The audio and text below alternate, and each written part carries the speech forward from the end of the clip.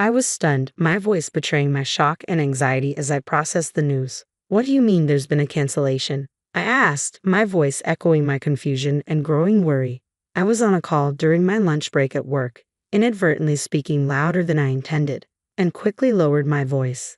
I hadn't requested any cancellations, so why was this happening? My thoughts ground to a halt, leaving my mind blank. On the other end of the line, the woman from the insurance company remained composed, a stark contrast to my escalating panic.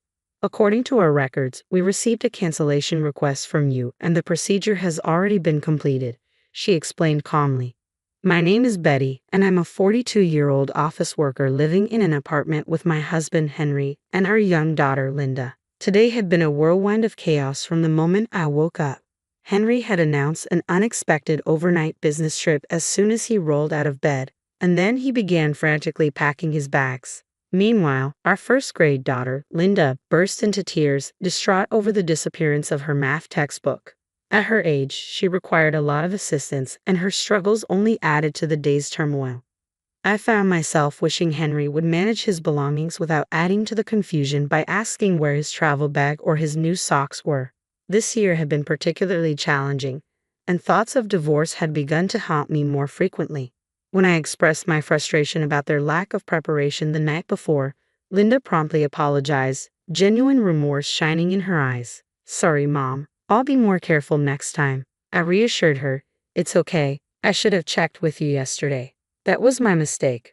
However, dealing with Henry felt like an entirely different battle. Linda was still so young, and if Henry had prepared ahead of time, we could have avoided this morning's chaos. He should have taken the initiative to sort out his socks or even buy new ones for his trip. His comments about needing new socks for his travels irritated me deeply. I had no idea about your business trip schedule, I replied, frustration creeping into my voice. Aren't the socks I washed and put away good enough?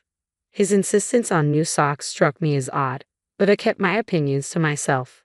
His business trips were infrequent, perhaps once every few months, and surely this one had been scheduled well in advance even if he hadn't mentioned it. If he needed new socks, he should have either bought them himself or told me beforehand.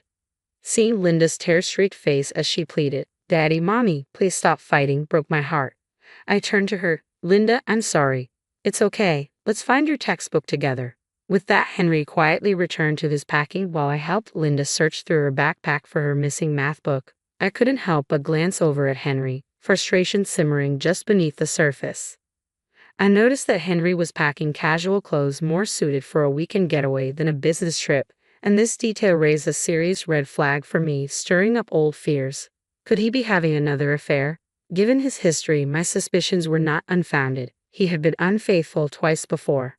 The first incident happened just before Linda was born, pushing me to the brink of filing for divorce. However, after tearful apologies and interventions from his family, including heartfelt pleas from his mother and sister to give him another chance, I reluctantly decided to stay.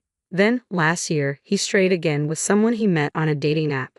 Henry, who prides himself on being direct and rarely subtle, thinks he's discreet, but his attempts at secrecy often come across as transparent and almost comical from my perspective.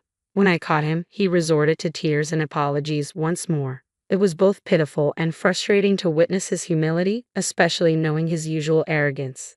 That time, I made it clear that one more slip-up would mean the end of our marriage. I even had him sign preliminary divorce papers and transfer all our savings into my account as a precaution. Though I forgave him, my feelings for him had completely evaporated due to his selfishness and lack of involvement with Linda. I contemplated postponing the divorce until Linda was older for her sake. Thankfully, we quickly found Linda's math textbook and she left for school with a cheerful smile. Left alone with the morning's unrest, I decided to skip making lunch and headed to a nearby shop during my break. While there, I noticed an advertisement for the insurance company and remembered that my policy was due for a bonus payment, given the high premiums I was paying. The bonuses offered by my insurance policy were significant incentives, and I found myself daydreaming about what I could buy with that money. Perhaps some new autumn clothes for Linda. Feeling a bit more positive, I stopped at the bank to check my statement, hoping to see the bonus deposited. To my surprise, the expected funds were missing. Not only that, but this month's insurance premium hadn't been deducted either. At first, I was merely puzzled by the discrepancy. However, recalling the chaotic conversation with Henry about cancellations earlier that morning, a sinking feeling began to take root within me. Concerned, I decided to contact the insurance company to figure out what was happening. My sister-in-law Alice, who usually handled my insurance matters, was off that day, so another representative took my call. That's when the confusion about the cancellation came to light. The representative informed me that a cancellation payment had been processed, but I hadn't seen any funds in my account.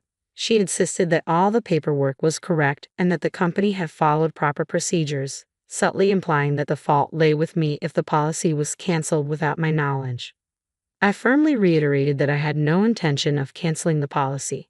I'll follow up with Alice and my husband, but please double-check everything on your end as well, I requested.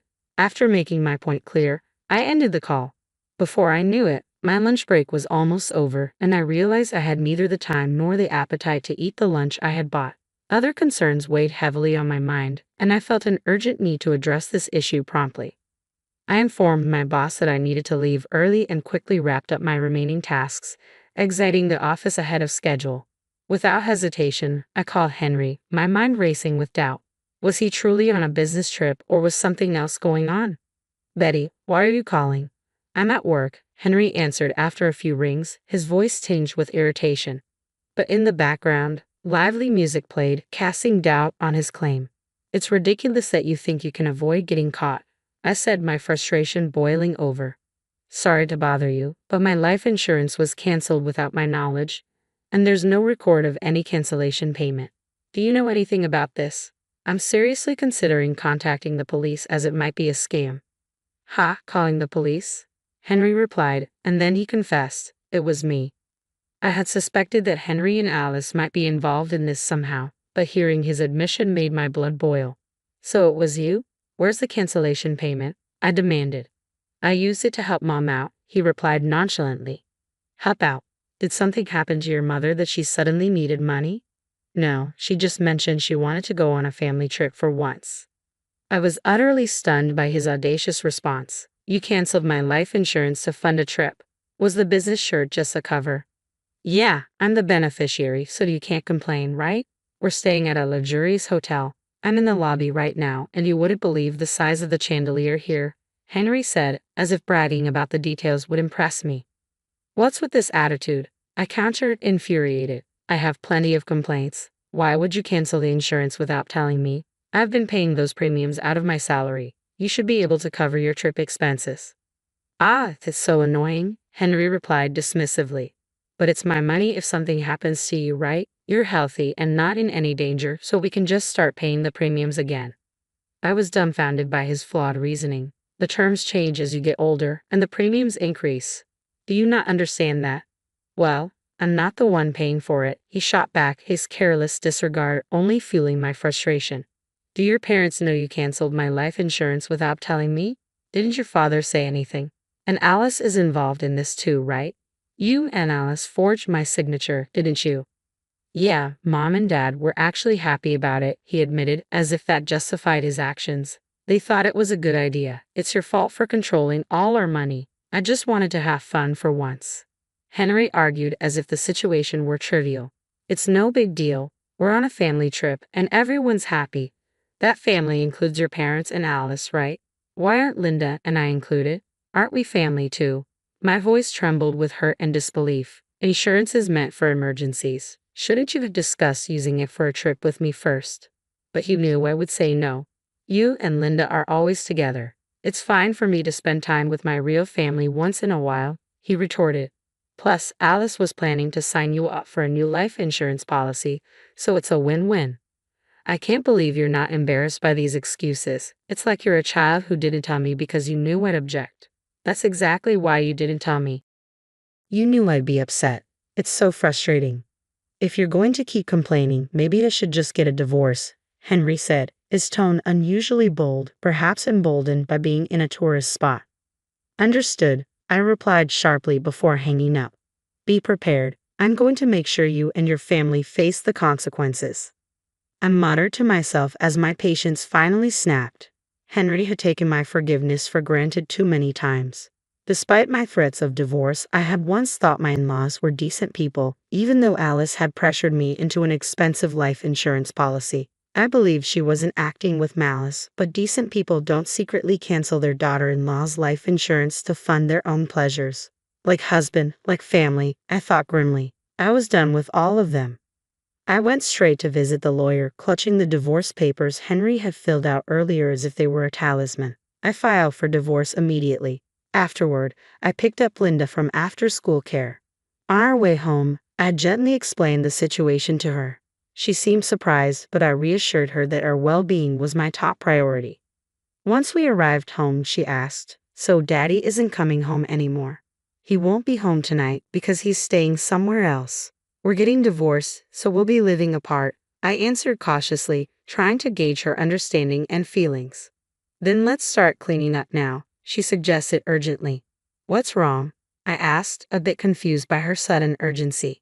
"We're separated from Dad, right, Mom? You don't have to cry anymore. I hate it when Dad makes you upset," Linda explained. "Didn't you always tell us to stop fighting because you were worried about me being sad?" Of course, I admitted. I had planned to avoid divorce for Linda's sake, but it seemed she had been suppressing her true feelings all along. She often intervened in our arguments out of concern for me. "Daddy never plays with me, even on his days off. When I try to talk to him, he just says, 'Be quiet, go away,' like this morning. He only uses me to say mean things to you. I've been so sad. I love you, Mom." She smiled at me and her warmth filled my heart. Seeing Linda's understanding of the situation and her resolve was heart-wrenching, bringing tears to my eyes.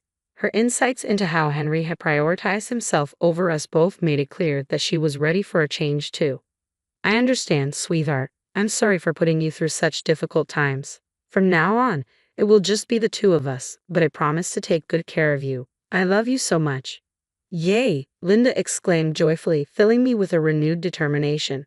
I vowed never to let Linda feel sad again. While she worked on her homework beside me, I busied myself with tasks like consulting a lawyer and researching real estate agents and moving companies. I reached out to my parents to discuss our next steps, gathering their support to ensure that Linda and I would have a strong network as we move forward. When I explained the situation to my parents, their immediate response was to tell me to come home right away so that Linda wouldn't have to change schools. My father also offered to borrow a truck from a friend to help us move our belongings. The next morning, I informed the landlord, Linda's school, and the families in her carpool group that we would be relocating to my parents' house, briefly explaining the circumstances. I planned to handle the school's detailed paperwork later and called my workplace to request a day off for the next day. I wanted to complete most of the preparations before Henry returned. By the time Henry got back the next day, my parents had arrived, and we swiftly moved our belongings to their home. Everything was settled except for Henry's things, which remained in the apartment. I left a note that read, "We are divorced. We are strangers now," and exited the apartment. I imagined Henry's shock at finding us gone, feeling a wave of relief and satisfaction wash over me. The smooth execution of this divorce was a testament to the lessons learned during Henry's previous affair. I had warned him then. The next time there would be no discussion. We were getting divorced.